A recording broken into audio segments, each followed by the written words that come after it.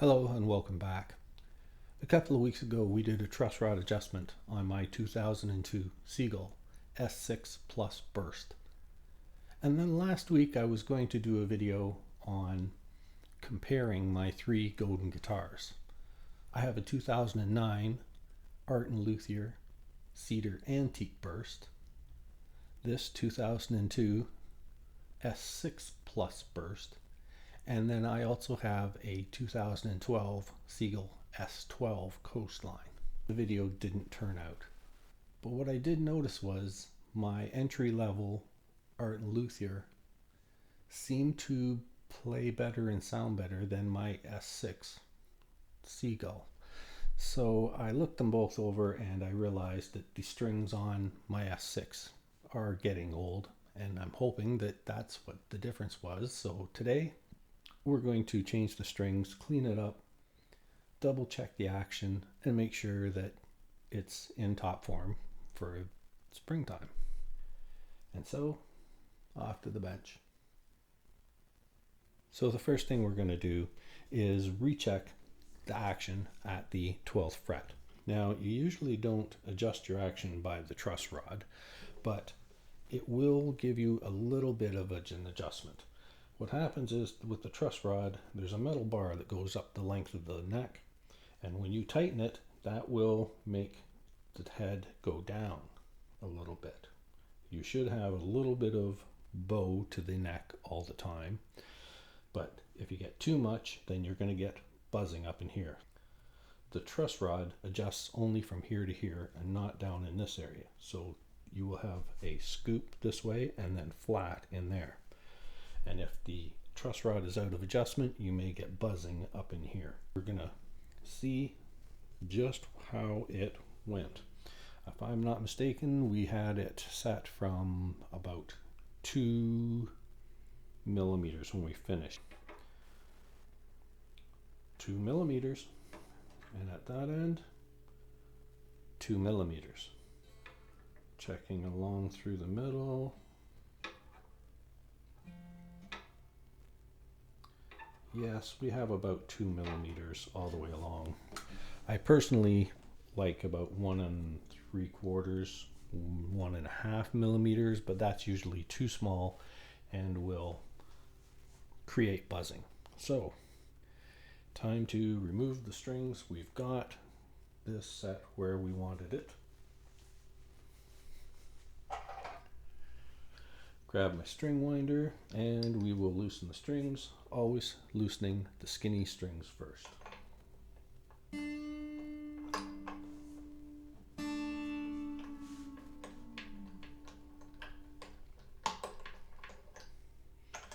These winders are certainly a great thing.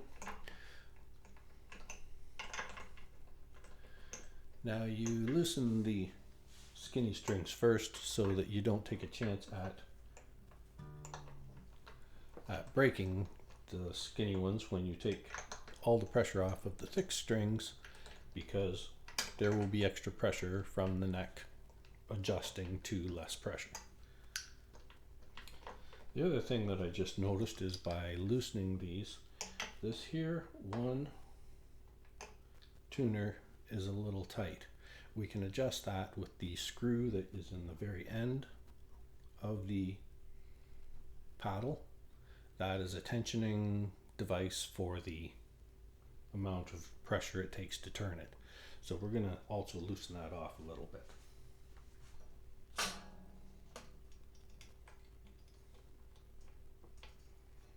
Now the other thing too is, ouch, don't poke yourself in the end of the finger with the string. So we're going to remove all the strings. I see a lot of people who take side cutters and snip the strings here and then remove them from there. That just makes extra waste. If you're going to do this, remove the string all in one piece. It makes it much easier to recycle.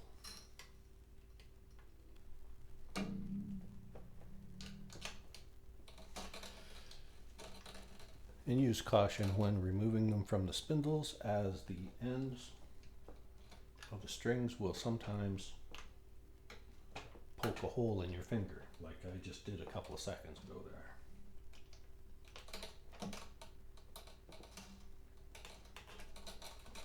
And as a matter of fact, I'm bleeding all over my guitar.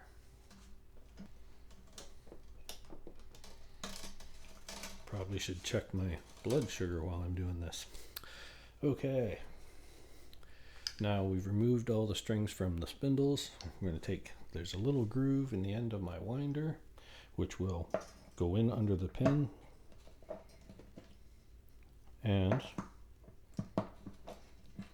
remove the pins.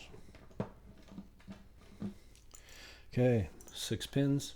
Put them in a good safe spot. And remove all the strings. At this point, with all the strings off, it's a good chance to do a good cleaning of the guitar because you have access to everything. Take all the strings at once, make a coil, put all those through, roll it to the end, up through the bottom. This will keep all your strings in the same spot and make it easier to recycle. Okay, now we're going to take this out, make sure this is good and clean, nothing in there. Keep in mind which way this goes in there because it does matter. So now we take a fresh clean rag. If you're using, like I do, t-shirt material, remember to cut off all the hems and seams. The thread that they use for hems and strings has to be very, very strong, so it's made of a nylon, and I'm not going to take a chance that it would scratch the surface. I'm going to clean the body,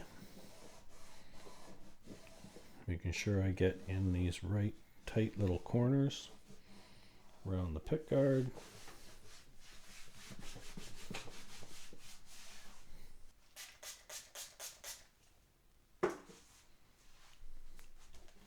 Remembering to spray the cleaner on the rag, not on the guitar.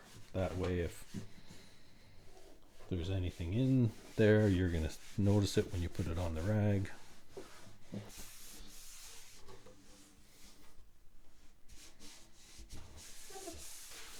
You can also just use a little warm water on a soft rag.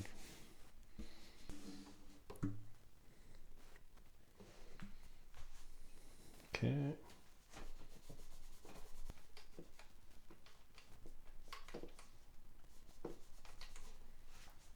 Okay, now while we have the headstock available, the next thing we're going to do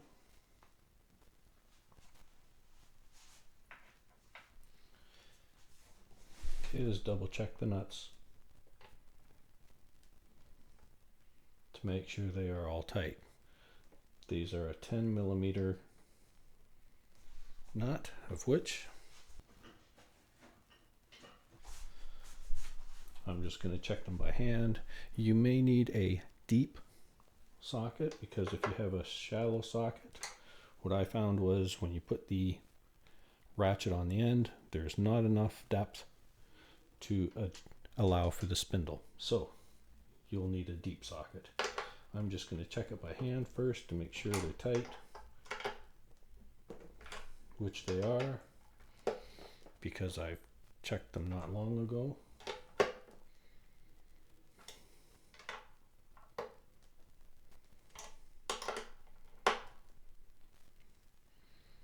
Actually, a couple of them were a little bit loose, but I'm just going to hand tighten them anyways this way. You can use a ratchet or speed handle, whichever you have available if you want.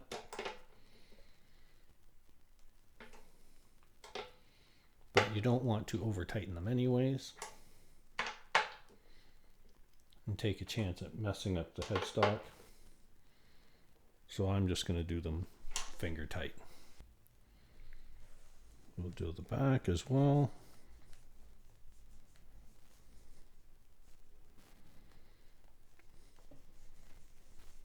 This being an older Seagull, the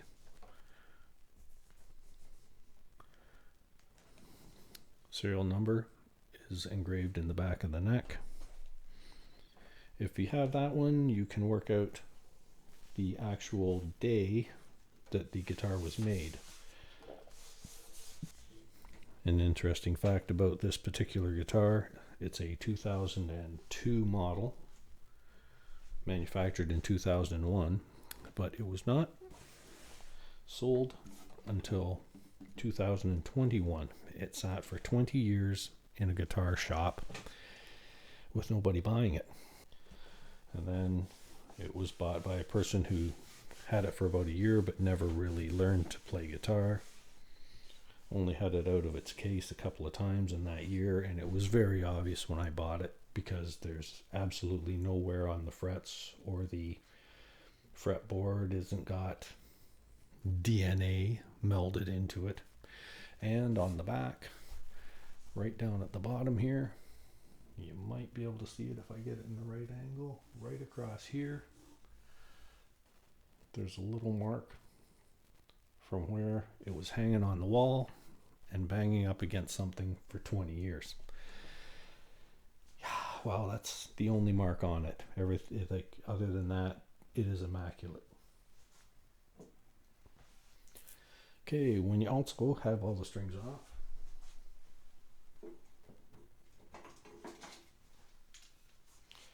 it's a good idea to inspect inside. Now, I can't see in there, so I'm going to use my phone. Put it on camera, change it to video, put a light inside to illuminate everything.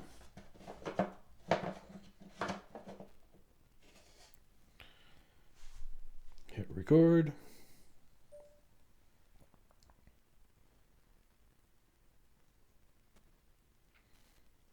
And take a little look around inside. Take a look at the bottom of the bridge and the bracing.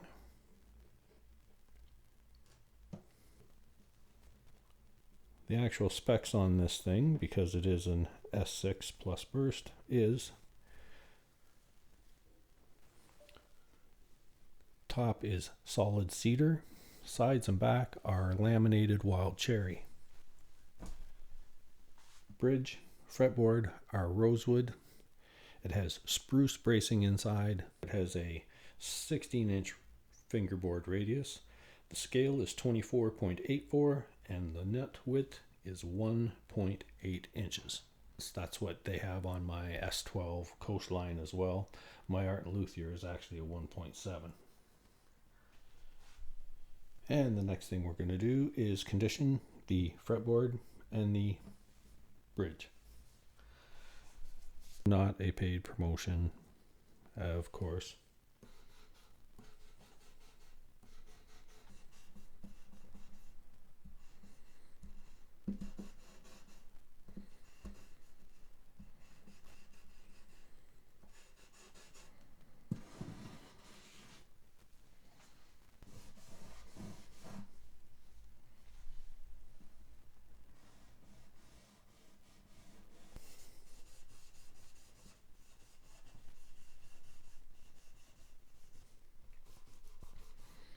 This just keeps the fretboard hydrated and keeps it from drying out, and makes it look beautiful too.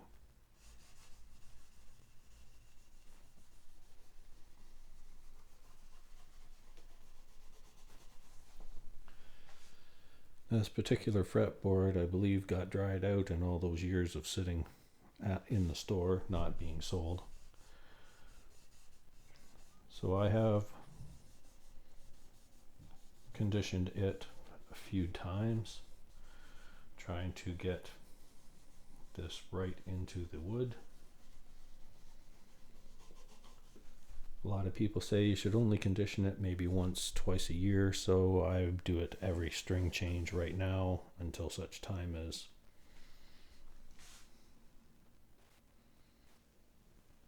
it takes all the fluids. Now, fluids, rags.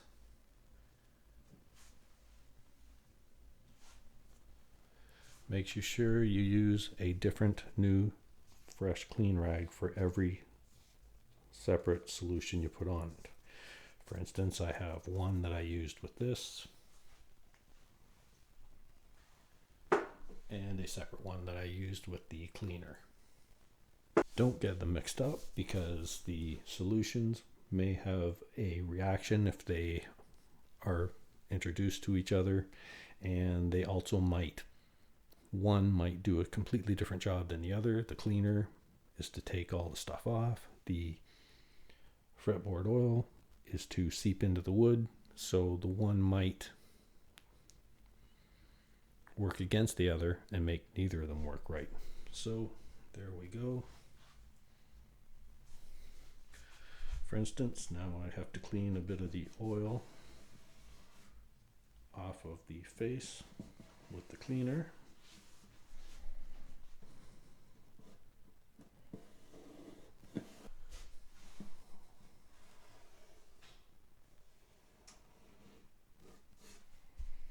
And with that, we're pretty much set. Going to use the fretboard oil rag to clean up a bit of the oil on here. You want to put it on, let it, thick. Put on a good, generous amount. Let it sit for a little while, and then they recommend that you wipe the excess off.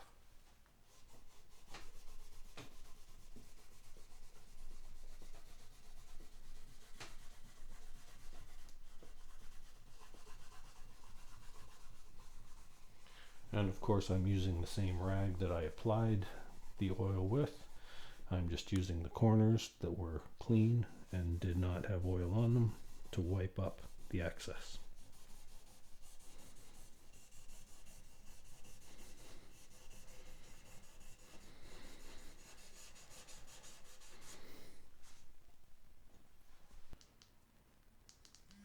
So now, while that is seeping into the wood, I will review the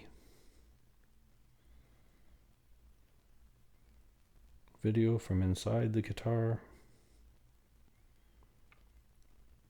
Everything looks pretty good. I notice that there is writing on the bridge. Maybe initials. Hard to tell. But while we have this out, let's take a couple of actual pictures.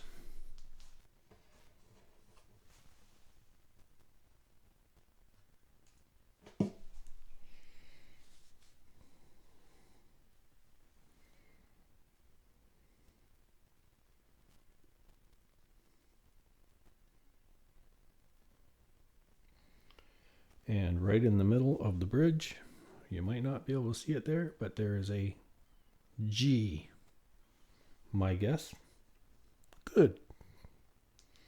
All right, so we've checked inside, retrieved the light,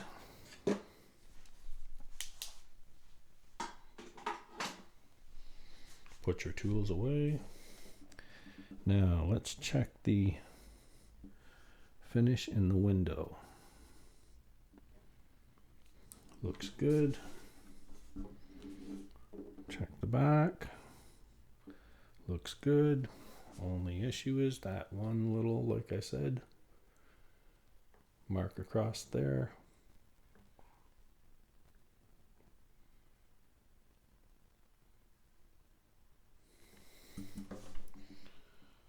Okay. And with that, I might go over the fretboard one more time with some more of the fretboard oil. Maybe I wiped it off with my fingers, but there's a dry spot up through the middle here.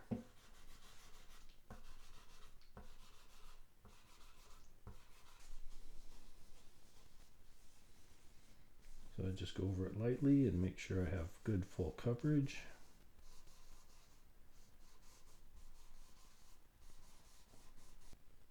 And let that seep in.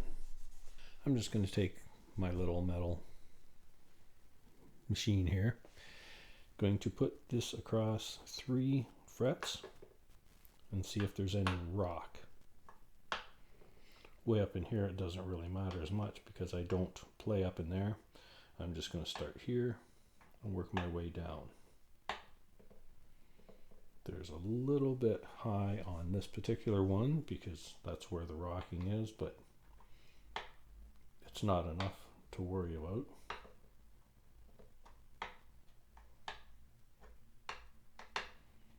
As long as you cross 3 frets,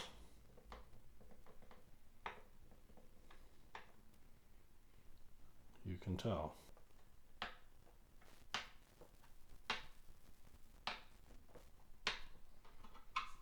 And voila, they're very, very flat. As I say, there's a couple up in this area that have a little bit of rock to them.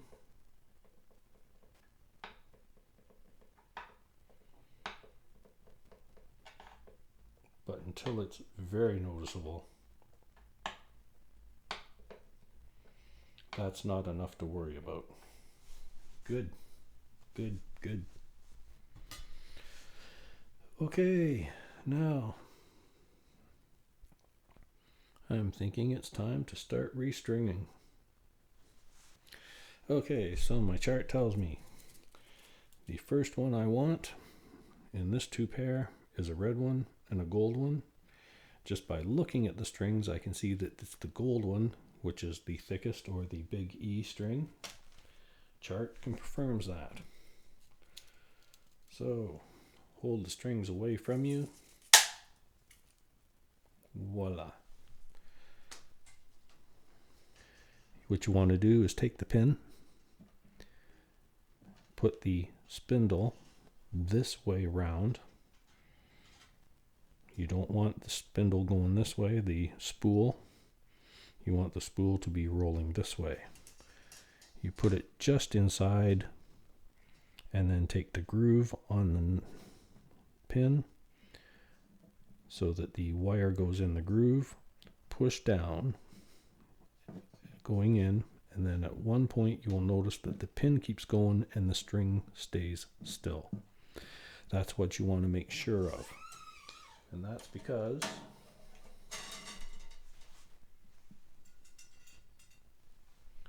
what you do not want is for the end of the spool to sit on here and go all the way down into the hole. And then when you get halfway through tuning, the spool comes off the side and slides up, and then you've got an extra 1/2 inch of string up at this end, which is just a pain in the rear. Now we remember to reinstall the bridge.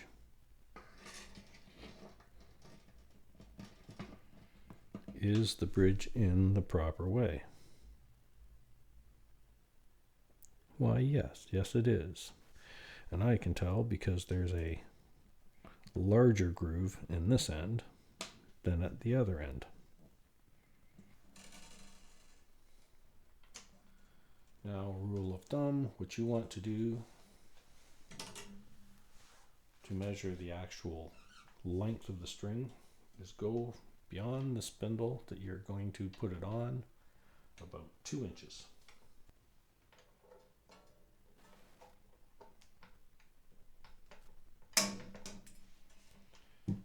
And when you cut, make sure you hold on to both ends of the string, because this you do not want to be lost laying around somewhere. As I can tell you, that happened to me just last night. So I'm going to turn the guitar around just because I want to have my head closer to the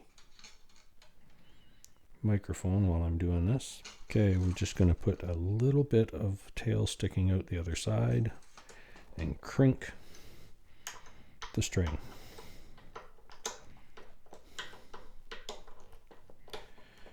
Now we're going to wind the string. When it gets around to the other side, you want the string to go under the tail. Some people tie knots in their strings.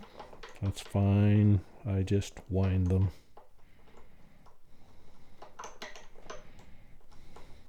And always make sure that the string winds down into the headstock.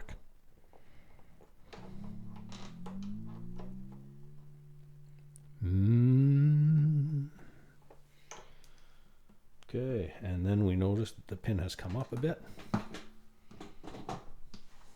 So we will push back down on it. Spool goes down this way. Pin goes in. Groove to this end. And then the pin goes in and the spool stops. Why don't I show you this up close? So there's the spool on the end of the string going this way. So you want the pin to go, you want the spool to go down into the hole so that you can see through.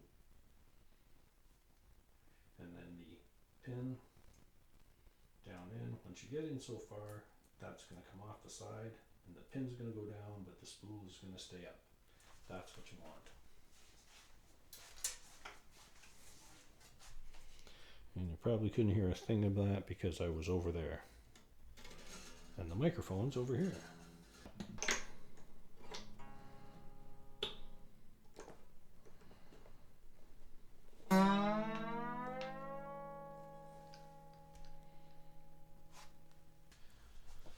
So now all the strings are in. We're going to double check, make sure all these pins are seated.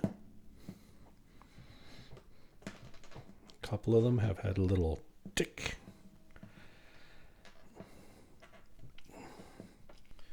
Okay, restrung. Now let's bring the old girl up to tune and see how she flies.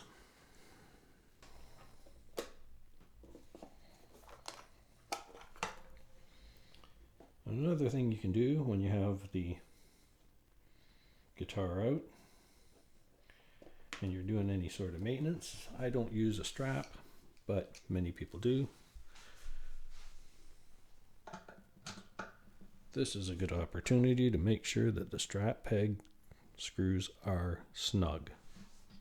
I don't have one up here because I don't use a strap, but it's always a good thing to check it while you're doing a string change. It's a good thing to do every so often anyways, because, well, I've been on the Facebook group of fixing guitars, and there are a few people that have had the issue happen. Okay, and now let's bring it up to tune.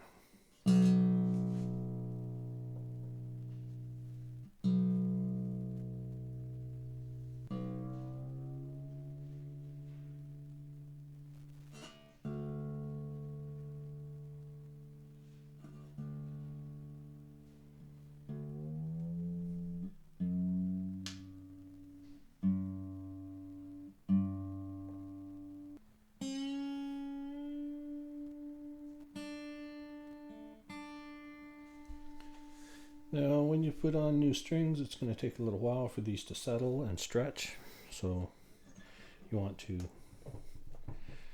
make sure your pin stays in. Give it a little tug.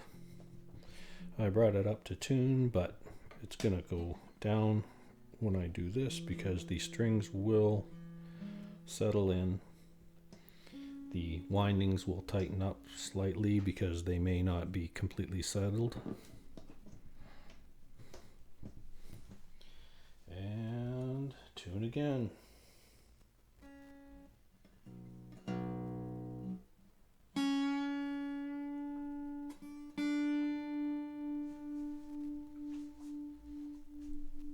Now, I don't know if you heard that or not, but where I hit that last D, because I have it tuned down, I have D, G, C, F, A, D is the tuning I use because I have a 12 string and that's the tuning I use on it. And so I have all my guitars tuned to that. Grab a hold of them, give them a little tug, push down on the pin while you do it, just because you've just restrung it. Okay.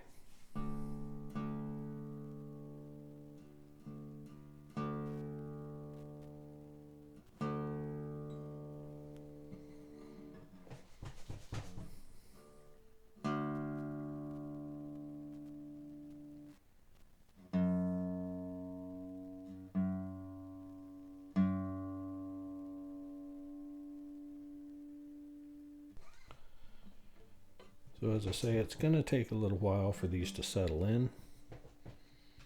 So I tune it, tug it, tune it, tug it. It's going to be a while. You might have to do this 7 or 8 times to get them to kind of keep their tune. But once they do, then you're set.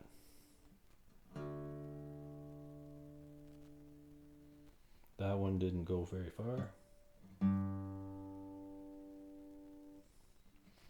You will notice that after the tug,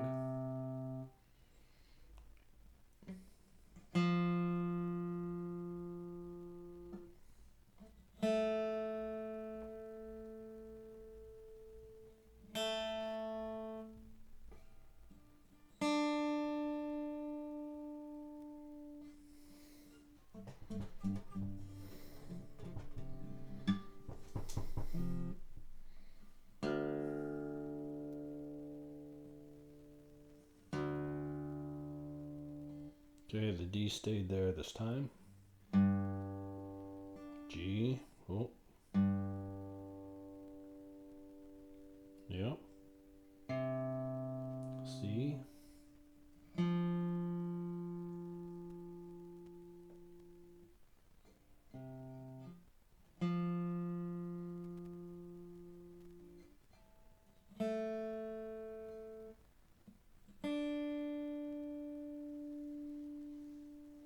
okay. Seems to be staying where it should be there. So now let's create a G chord.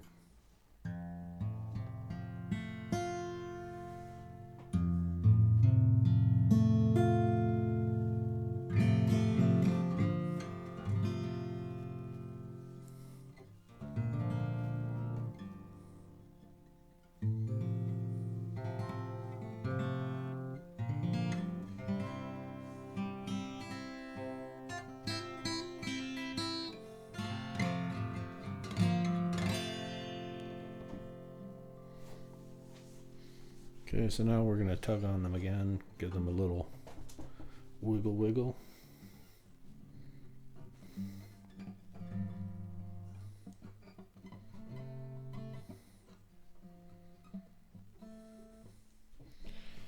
And put the tuner back on it again.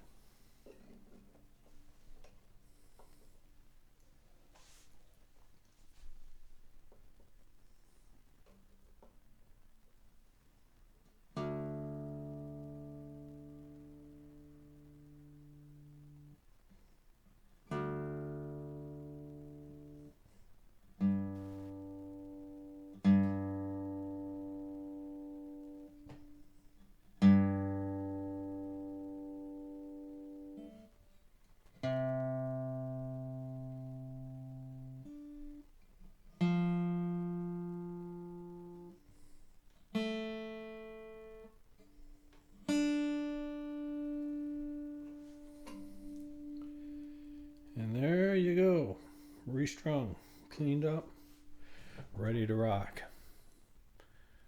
My 2002 Seagull S6+Burst is ready to roll. So I'm probably just going to sit back in my chair, play a little song or two, and go from there with it.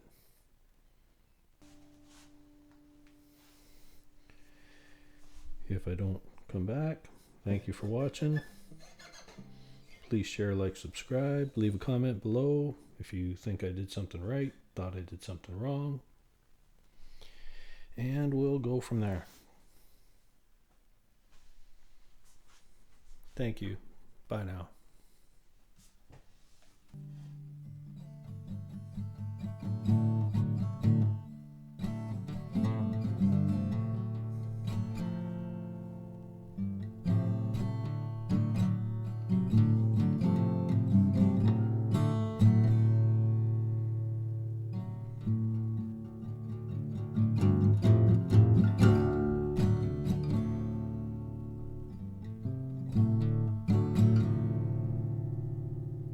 If it keeps on raining, the levee's gonna break.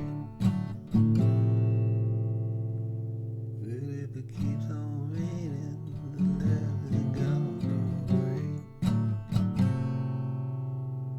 If the levee breaks, for I have no place to stay.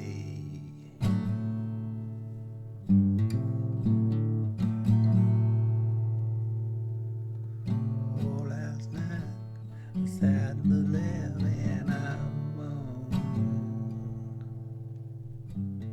Oh, last night I sat on the levee and I moaned, thinking about my baby and my happy home.